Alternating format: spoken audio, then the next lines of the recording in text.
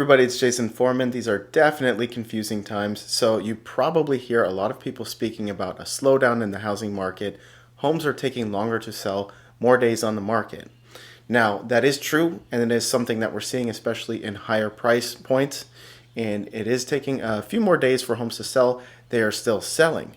But on top of that, even though a lot of experts agree that we're having a slowdown in the housing market, they also believe that the housing prices will increase next year. In fact, Zillow predicts that from this time, 2022, all the way to the year 2023, home prices will still increase by 11.6%. Now, how is that possible? And I have to admit, I look at this stuff a lot, and I've been guiding you guys a lot. This one's even confusing for me. How can we have a housing market slowdown?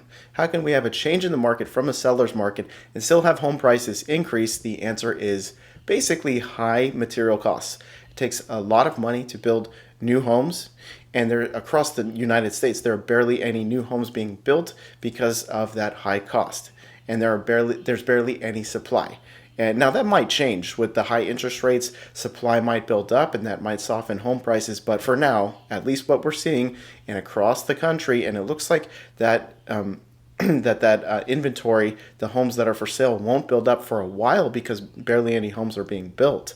So right now, we're kind of in this odd space where home price, the monthly cost of your home is going to be higher because of the higher interest rates. However, even though the market's slowing down, there's more days on the market.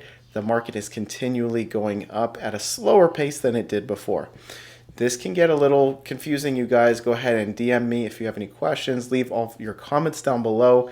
A lot of people are hoping for a buyer's market. A lot of people who don't own a home are hoping to jump in there and finally buy a home. What do you think is going to happen? I think that's still a possibility. We're just not seeing that in the near future, at least. See you guys next week.